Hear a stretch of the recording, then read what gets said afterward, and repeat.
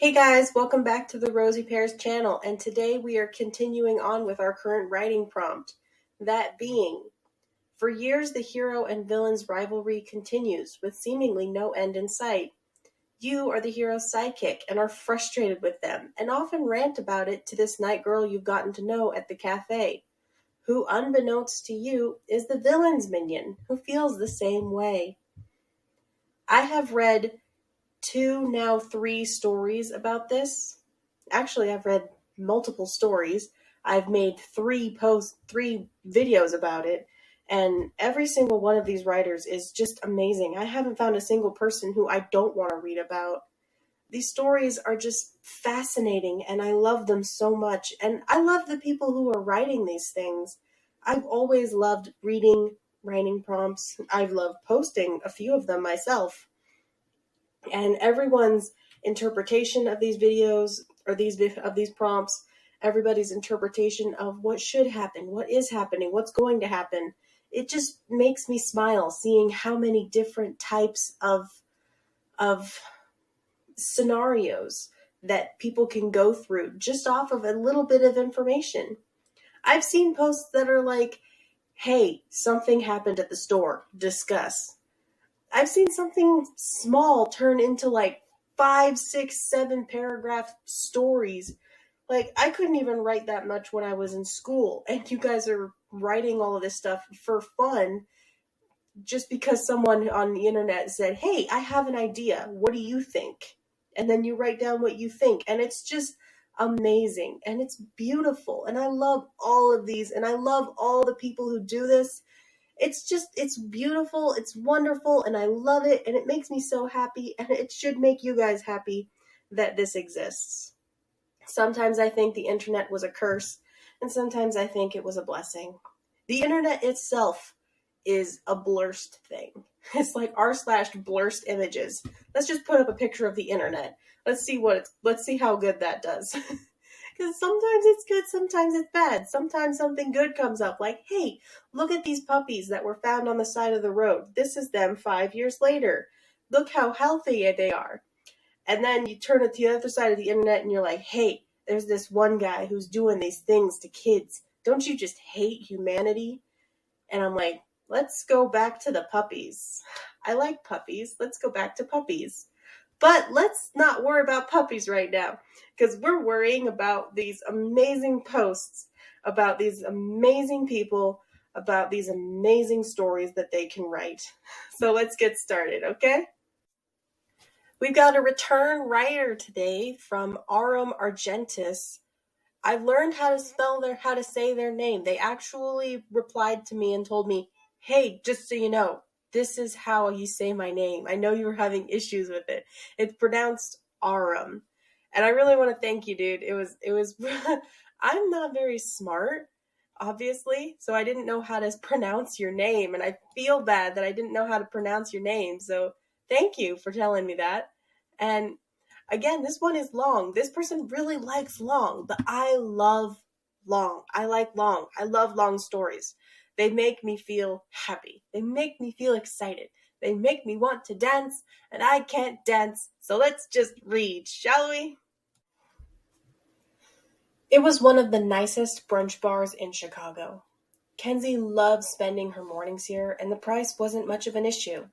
Why, with just a few more clicks, she'd made $452.18.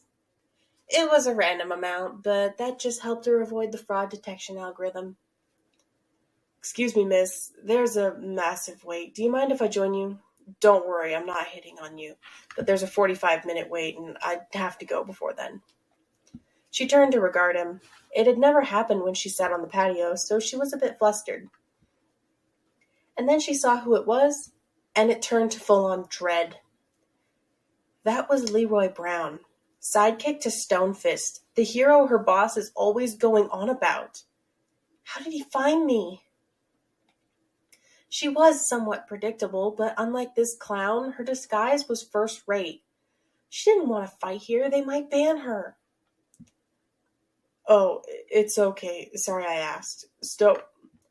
Somebody insisted I eat here, so I'd been hoping to today. Have a nice day. No, it's all right. I haven't even ordered food yet. Just let them know, Kenzie said. While he made his way through, she stifled a laugh. Not only did this fool not recognize her, he nearly said stone-fist. Maybe she could learn something useful for her trouble. Name's Jim. Thanks for sharing your table, he said with a smile. She was glad he didn't want to shake hands or hug. Not only were they about to eat, but then she'd have to check for a bug. Kenzie. She would have lied, but she was a regular here. How's your day? To her surprise, he actually answered the question. Who does that? The correct answer is good, but this was so much better. I don't know. To be honest, I didn't even want to come here. This place is far from me and overpriced, but it was the only way to get my boss off my back. I can relate to that. Mine won't stop calling me at all hours of the night so we can work on his stupid project. Don't even get me started on that. Mine is obsessed with getting this competitor. So he'll get angry every time they escape and spend weeks planning on how to get them and then wake me up at 3 a.m. because they did something unexpected. His hands were emphasizing his point the entire time. It made him fun to listen to. It's so annoying. I'm like, why don't you guys just fuck already and be done with it? His cheeks reddened. Well, I wouldn't go that far. With a cute grin, he allowed, but yeah. And what's crazy is they both want the world to be a better place. They just don't agree on how. No, the competitor doesn't care about safety at all. He just understands how many more will die if we don't start doing something about corporate greed and corruption immediately. He wants to destroy the system. At least my boss is in the right, even if he annoys the crap out of me. This is why Kenzie hated do-gooders. We have to work within the system of the real villains already own. They own the factories, farms, and technology. They own the politicians and regulators. And we're supposed to wait for them to change things? Her boss was different. He saw what needed to be done, saw how to do it, and he could make his vision happen as soon as he got over his obsession with Stone Fist. Else she wouldn't work for him. She had no interest in destroying the world, especially while she lived here. And doing nothing would be the same thing. Whatever. Let's just figure out what we want, Kenzie said, no longer interested in juicy secrets. It became awkward very fast. Kenzie knew what she wanted. There were 6 things she enjoyed, and today was a Monte Cristo day. So she stared at the street while Jim alternated looking at her and the menu. Finally, it became too much for him. Look, I'm sorry. At some point, we were probably talking about 2 different people. I was just talking about the competitor of my boss. I know. So why are you angry? You know he's a villain, right? No. He is vilified by the media, owned by his targets, persecuted by laws written by their puppets, and hunted by people like you who don't think for yourself. Civilians just don't understand. We once stopped him in a hospital. He had a bomb. How is that not evil? Kenzie wanted to answer. If it wouldn't blow her cover, she would have just to set the record straight. Civilians? You say that like you aren't one. Leroy looked around nervously, then leaned over the table. I doubt you'll believe me, but I'm Leroy Brown. Just don't post about it on Twitter, please. I don't care if you tell your friends, though. Kenzie was dumbstruck. She knew this. It wasn't a surprise. But to admit it to a stranger. He had to know who she really was. Or did he? Even though this place should be safe, she had her minimalist kit and a safe house nearby. It wasn't a problem. This is just Leroy and not Stonefist after all. Then you should be smarter. Think about what he wants and what you are really protecting. Are they closer than you think? You get to see the scene firsthand. You don't have to let the news give you the spin, Kenzie said. She was saying too much, but she wanted him to see the world her way. Why are you so insistent? Why does it matter to you? Jim asked in a way that seemed curious instead of accusatory. Because I know Dr. Guillotine. Well, if you know him so well, then what was he doing in the hospital? For whatever reason, that hospital kept their billing information on 2 local servers. We were going to eliminate a bunch of medical debt. We? Are you technosass? Leroy Brown accused. He even pointed his finger like a child. No! She lied so poorly, nobody was fooled. It wasn't one of her skills. She was a person of half-truths and subtle deception. You don't seriously expect me to believe that. It's so petty.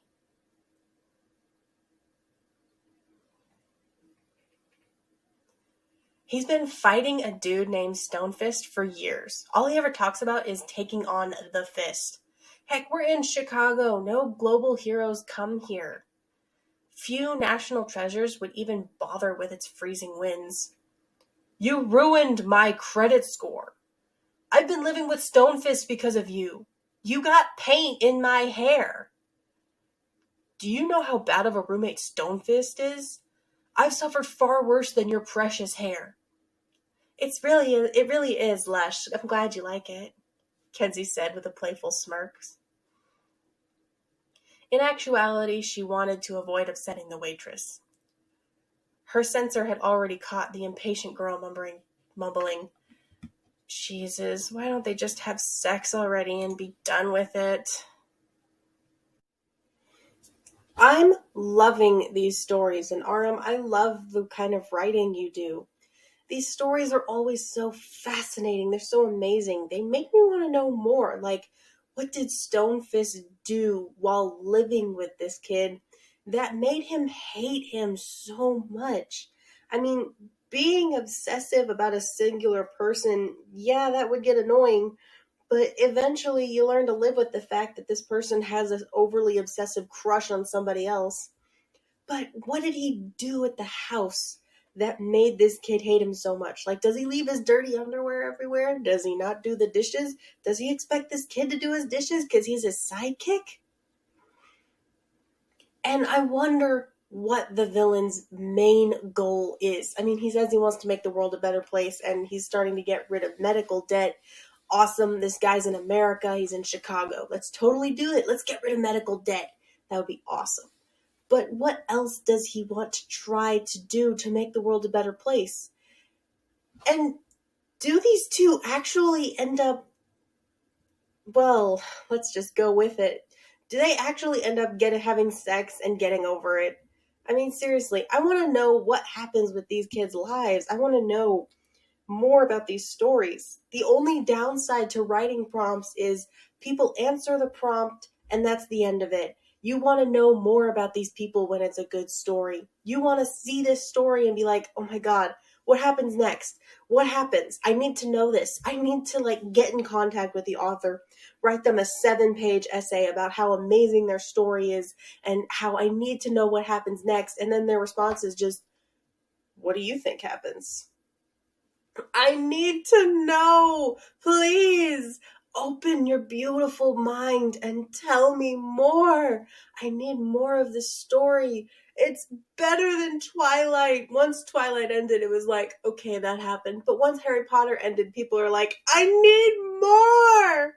It became so desperate that people actually wrote fan fiction about what happened after everything. And then one of those fan fictions turned into an actual canon story, which not a lot of people liked. I liked it because it was interesting to read. I don't know. It was just fascinating. Everything about it is just so... Oh, I need more. I need more about these kids. I need more about these heroes. I want to know their stories. I want to know them as people. Well, enough of my fangirling, because my husband is going to start making fun of me.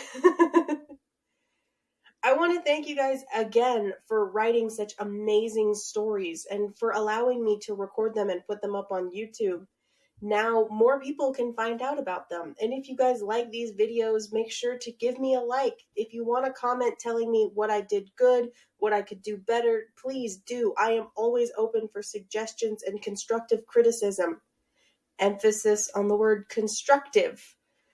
Although I haven't gotten any destructive criticism recently or at all, but please, if you know a way I can do better, just let me know and I will gladly do that. And if you want to, you can share this video around. I would start with the very first one, or pretty much anyone. Any of these stories would be a good idea to share around, because it's not like you need to listen to other ones to understand these ones. But if you like them, if you comment them, if you share them, and if you want, you can subscribe as well. It gives me the opportunity to know, hey, people are liking what I'm doing and they want to see more. And I will gladly pump out more often. And I am so happy that I am making other people feel good about themselves by reading out their stories. And I'm so happy that people are making these stories and giving me the opportunity to read them and put them out online. And I'm just rambling and my end card is getting just way too long. So I'm just going to say thank you guys so much for everything that you do. Thank you so much. And if you like, comment, and subscribe, I will continue to put out more videos. And I'm hoping to get to 100 subscribers by the end of the year. That is a long ways away, but I know it's going to happen. It might happen. And if I get there, then who knows what'll happen. Maybe I'll do maybe a live stream or some longer videos. I don't know. But if I get to 100 subscribers before the end of the year, I will have the biggest, hugest online party, and every one of my subscribers will be invited. It'll be the greatest thing ever, and I can't wait to see you guys in the next video. Thank you so much, guys. Bye!